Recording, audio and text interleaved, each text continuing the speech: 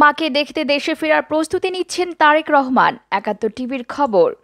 খালেদা জিয়ার কিছু হলে দায় সরকারকে নিতে হবে বললেন রুমিন ফারহানা। আইনমন্ত্রী যেভাবে ব্যাখ্যা দেন তা হাস্যকর বললেন এমপি হারুন। সংসদ থেকে পদত্যাগের হুমকি বিএনপি এমপিদের। গাজীপুরে বিএনপির গণ অনশন। এবার দেখুন বিস্তারিত সংবাদ। মাকে দেখতে দেশে ফেরার প্রস্তুতি নিচ্ছেন তারেক রহমান। ৭১ টিভির খবর। বিএনপি নেত্রী খালেদা জিয়াকে দেখতে তার বড় ছেলে তারেক রহমান বাংলাদেশে আসার প্রস্তুতি নিচ্ছেন বলে জানিয়েছেন যুক্তরাজ্য বিএনপির প্রেসিডেন্ট। ব্রিটিশ আইনজীবীরা বলছেন, পরোয়ানা ও দণ্ডাদেশ নিয়ে বাংলাদেশে পা দেয়া মাত্র গ্রেফতার হবেন বিএনপির দ্বিতীয় সর্বোচ্চ নেতা। চিকিৎসার জন্য খালেদা জিয়াকে বিদেশে যেতে দেওয়ার অনুমতি প্রসঙ্গে প্রধানমন্ত্রী শেখ হাসিনা সরাসরি জানিয়ে দেন, তার করণীয় যা করার তিনি করেছেন, বাকিটা আইনগত। প্রধানমন্ত্রী এমন বক্তব্যের পর আলোচনায় উঠে এসেছে জীবন মৃত্যুর সন্ধিক্ষণে থাকা মাকে দেখতে লন্ডন প্রবাসী তারেক রহমান কি তাহলে বাংলাদেশে ফিরছেন, বা দেশে ফিরতে হলে কী ধরনের আইনি বাধার মুখে পড়তে পারেন বিএনপি ভারপ্রাপ্ত চেয়ারপারসন। ব্রিটিশ মানবাধিকার আইনজীবীরা ব্যারিস্টার মনোয়ার হোসেন জানিয়েছেন, তারেক রহমান দেশে ফিরলে গ্রেফতার হবে। তার বিরুদ্ধে গ্রেফতারি পরোয়ানা ছাড়াও দণ্ডাদেশ রয়েছে, ফলে বাংলাদেশে পা দিলেই গ্রেফতার হবেন তিনি। খালেদা জিয়ার বিদেশে চিকিৎসার ব্যাপারে প্রধানমন্ত্রী নির্বাহী ক্ষমতার পাশাপাশি হাইকোর্টে রিট করলে আদালতের এই ব্যাপারে সিদ্ধান্ত দেওয়ার এখতিয়ার রয়েছে বলে জানান এই আইনজীবী। অন্যদিকে যে কোনো পরিস্থিতিতে তারেক রহমান বাংলাদেশে ফিরতে প্রস্তুত বলে জানিয়েছেন বিএনপির যুক্তরাজ্য শাখা সভাপতি এম এ মালেক। তারেক রহমানের হালনাগাদ বাংলাদেশি পাসপোর্ট না থাকায় তাকে লন্ডন থেকে বাংলাদেশে ফিরতে হলে দ্রুত ট্রাভেল ডকুমেন্ট অথবা ব্রিটিশ পাসপোর্টের ক্ষেত্রে লন্ডনস্থ বাংলাদেশ হাই কমিশনে নো ভিসা রিকোয়ার্ড সিলমোহরের জন্য আবেদন করতে হবে। কিন্তু এ ব্যাপারে তারেক রহমানের পক্ষ থেকে লন্ডনস্থ বাংলাদেশ হাই কমিশনে কোনো আবেদন করা হয়নি। খালেদা জিয়ার কিছু হলে দায় সরকারকেই নিতে হবে বললেন রুমিন ফারহানা। সরকার বিএনপির চেয়ারপারসনকে বিনা চিকিৎসায় মৃত্যুর দিকে ঠেলে দিচ্ছে বলে অভিযোগ করেছেন সংরক্ষিত আসন থেকে নির্বাচিত সংসদ সদস্য রুমিন ফারহানা। তিনি বলেন, খালেদা জিয়াকে সরকার ধীরে ধীরে মৃত্যুর দিকে ঠেলে দিচ্ছে, তার কিছু হলে দায় সরকারকে নিতে হবে। রোববার সকালে জাতীয় সংসদ ভবনের সামনে মানিক মিয়া এভিনিউয়ে খালেদা জিয়ার মুক্তি ও বিদেশে পাঠিয়ে চিকিৎসার দাবিতে বিএনপির এমপিদের মানববন্ধন কর্মসূচিতে তিনি এসব কথা বলেন। রুমিন ফারহানা বলেন, দেশে আইনের শাসন থাকলে খালেদা জিয়া এমনিতেই জামিন পেতেন। এখনও ফৌজদারি কার্যবিধির ৪০১ ধারায় সরকার খালেদা জিয়াকে মুক্তি দিয়ে বিদেশে চিকিৎসার ব্যবস্থা করতে পারে। আইনমন্ত্রী যে ব্যাখ্যা দিচ্ছেন তা সর্বত্রই মিথ্যা অপব্যাখ্যা। বিএনপির আরেক সংসদ সদস্য মোশাররফ হোসেন বলেন, আমরা সংসদে বলেছি খালেদা জিয়াকে চিকিৎসার জন্য বিদেশে পাঠানো না হলে সংসদ সদস্য পদ থেকে পদত্যাগ করব। সরকারের কর্মকাণ্ডে মনে হচ্ছে বিএনপি সংসদে থাক বা না থাক তাতে তাদের কিছু যায় আসে না। মানববন্ধনে আরও উপস্থিত ছিলেন হারুনুর রশিদ, উকিল আব্দুস সাত্তার ভূঁইয়া, জিএম সিরাজ, মোশাররফ হোসেন, আমিনুল ইসলাম প্রমুখ।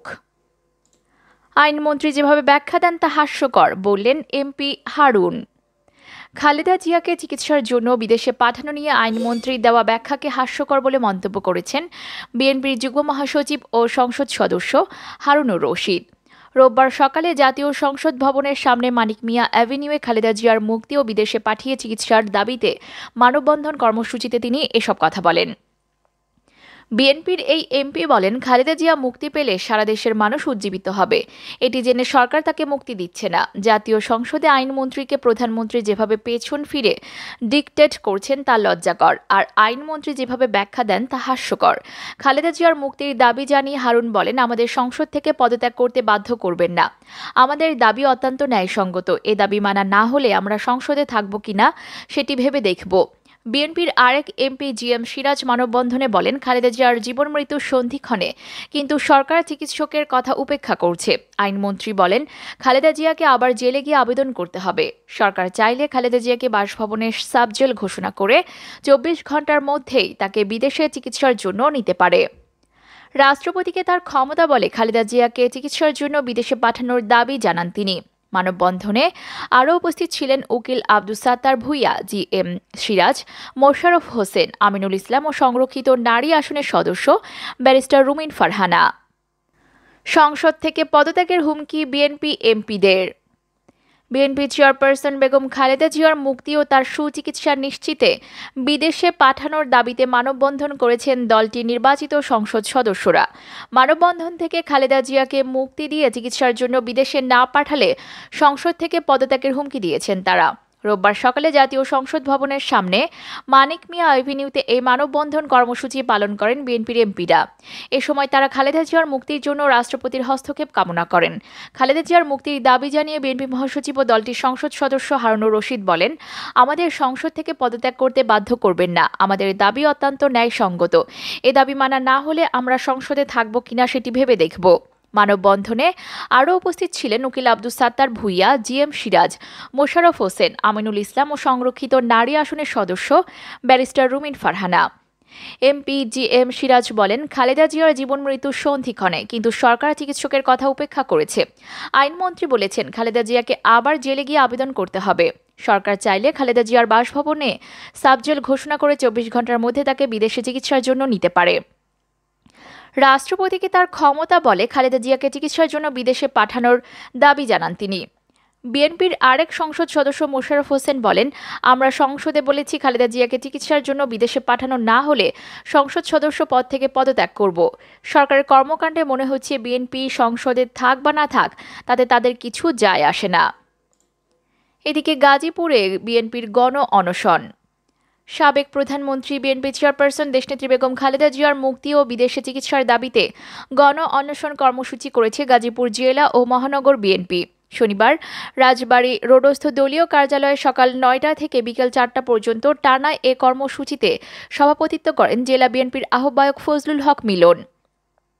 বিএনপি নেতা আব্দুস সালাম ও ভিপি জয়নাল আবেদিন তালুকদারের সঞ্চালনায় গণ অনশন কর্মসূচিতে বক্তব্য রাখেন গাজীপুর জেলা বিএনপি সদস্য সচিব কাজী সাইদুল আলম বাবুল, বিএনপি নেতা হুমায়ুন কবির খান, ডক্টর মাজহারুল আলম, গাজীপুর মহানগর বিএনপির আহ্বায়ক সালাউদ্দিন সরকার, সদস্য সচিব সোহরাবুদ্দিন, যুগ্ম আহ্বায়ক শওকত হোসেন সরকার, মীর হালিমুজ্জামান ননী, কাপাসিয়া উপজেলা বিএনপির আহ্বায়ক শাহ সিরাজুল হান্নান, কালীগঞ্জ উপজেলা বিএনপির আহ্বায়ক হুমায়ুন কবির মাস্টার, শ্রীপুর উপজেলা বিএনপির আহ্বায়ক শাহজাহান ফকির, আব্দুল মোতালেব, কালিয়াকৈর উপজেলা বিএনপির সাধারণ সম্পাদক VP Helal Uddin, city councillor Hannan Mia Hannu, Suruj Ahmed, Sakhawat Hossain Sabuj, Humayun কবির রাজু, সরকার জাবেদ আহমেদ সুমন, সাখাওয়াত হোসেন সেলিম, শেখ মোহাম্মদ আলেক, বশির আহমেদ বাচ্চু, রবিউল আলম রবি, মনিরুল ইসলাম বাবুল, মনির হোসেন বকুল, সিটি কাউন্সিলর তানভীর আহমেদ, মোসলেম উদ্দিন চৌধুরী মুসা, সাবেক কাউন্সিলর জাহাঙ্গীর আলম, আবু তাহের মুসল্লি, সাজ্জাদুর রহমান মামুন, ইঞ্জিনিয়ার ইদ্রিস, হারুনুর রশিদ, যুবদল নেতা মনিরুল ইসলাম, স্বেচ্ছাসেবক দলের নেতা হাসিবুর রহমান মুন্না, শাহাদাত হোসেন শাহিন, ছাত্রদল নেতা জাহাঙ্গীর আলম, মহিলা দলনেত্রী আনোয়ারা বেগম প্রমুখ। এছাড়াও বিএনপি ও অঙ্গ দলগুলোর বিপুল সংখ্যক নেতাকর্মী অংশ নেন। বিকেল 4টায় গাজীপুর বারের সভাপতি অ্যাডভোকেট সিদ্দিকুর রহমান ও সাংবাদিক ইউনিয়ন গাজীপুরের সভাপতি দেলোয়ার হোসেন ফলের জুস পান করিয়ে নেতাকর্মীদের অনশন ভাঙান।